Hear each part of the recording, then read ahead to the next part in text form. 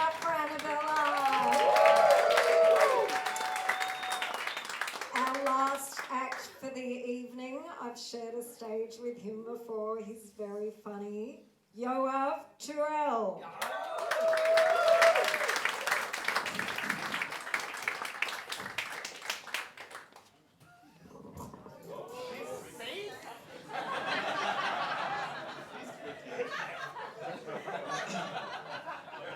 Indeed. I'm a bit nervous. I'm Jewish. I'm not saying that you have something against Jews, not at all.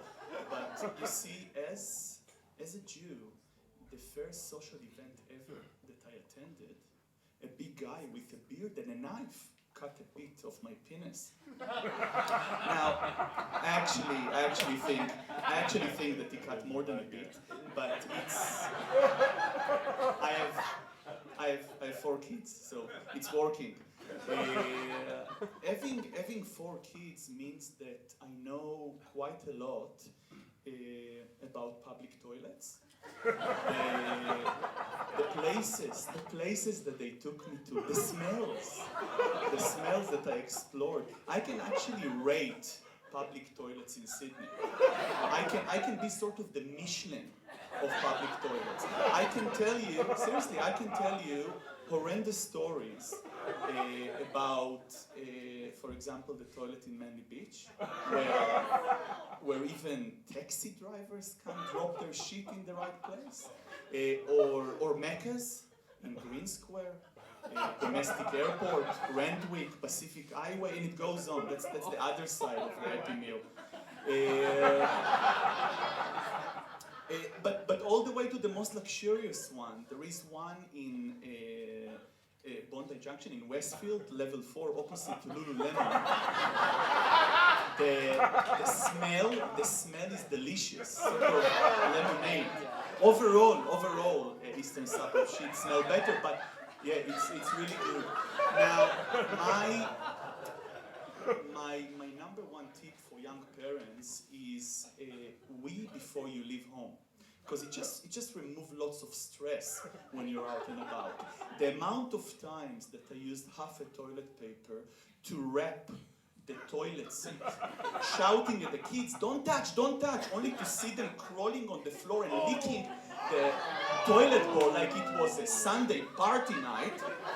Okay, or I usually, so when I'm by myself with the 4 kids and I need to wee, I usually go to the disabled toilet. There is much more space, and the way that it works, I usually, in one end I hold 1 kid, the other one is attached to my leg, the third one, she's, I don't know, taking selfies, the 4th one, who knows, and I'm trying to concentrate. Twice they close the lid on me, pretty much like that. And you know the green button in the disabled toilet, the green button, once pressed there's no way back. Numerous times, it goes. And I'm there. Now, and even at home, they don't leave you. They have all the questions in the world exactly at the same time when you go to the toilet. And they always open the door, usually with a friend next to them, and asking you questions. The other day, my 9-year-old daughter, she burst into the toilet. I try to be light off, vent off, but they know that I'm there. So she coming in, fully excited, Daddy, do you know that my friend Chloe sleeps without undies? I said, okay. Do you want to know why? Why? Because her mother said that vaginas need to be free. Now, I'm picking my daughter from school every day. I'm standing next to Chloe's mom. How can I unknow now that I'm standing next to a vagina-free mommy? Or my son and daughter, they will come in, they open the door with nasty remarks, hey, you have a tiny penis. Now, first, I know. Second, where did you get the comparison from? And third, mate, that's DNA, that's your future. Now, I'm all for open door policy. I'll tell you another story. When I was 10 years old, that was back home in Israel, there was a trend of spiky hair. I really wanted to have spiky hair. It relates to toilets. Just a second. I really wanted spiky hair. My dad didn't allow me. He wanted a good boy with a fringe or a mushroom haircut. 1 week he was on a business trip, so I took the opportunity, rushed to the hairdresser, and asked for spike hair, spiked my hair, rushed back home, needed to go to the toilet, went to the toilet. My mother came in, opened the door, open door policy. That's how I learned it. Open door policy, and I'm telling her, Mommy, look, it's sticking up. And she looked down. Told her, no, the hair. Awkward, but you need to understand Jewish moms. Okay, some of them are concerned of the long-term effect of circumcision. Did he cut too much? And even us, when we circumcised our boy, a few months later, we were due to the first vaccination, and I went to the GP. We went to the GP and asked the GP, I told her, Doctor, you're a medical person. You've seen a lot of baby dicks. In this area, you also see a lot of Jewish baby dicks. What do you reckon? What's the benchmark? Is he good? So she looked at me, smiled, and said, Mr. Tourel, don't worry. He's very, very average.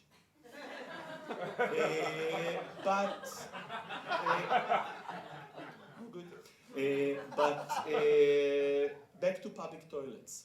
So I love public toilets. I'm really fascinated by public toilets. Not George Michael style, okay? But I go to restaurant, I look at people, I'm taking notes, and I know that I'm going a bit over time, but I think that it's important for this lecture that I'll share with you a few insights that I learned over the years. Call it the etiquette of public toilets. So the men, in some men's toilet, there is the urinal wall, and in front of it, there is the pee gutter. That's actually the term. Google it, you can buy it in Bunnings. Pee gutter. And for many years, I didn't know if you're supposed to stand on it or to stand in front of it. True. So, yeah. Very true. So what I did, I just took off the shoes and stood on it, Second insight. I utterly believe that if you wear headphones, listen to music, when you go to a public toilet, it cancels the smell. Try it at home. Not at home, but I don't know. I encourage you, Central Station, public toilet, Friday after a footy game, it works like magic. Third, the sound that middle-aged men produce when they weep, it's something between orgasm and a stroke.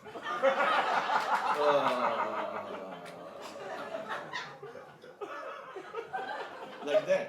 Also, some of the men, the sound of their wee, when they wee, it's like kind of rain heavily pouring.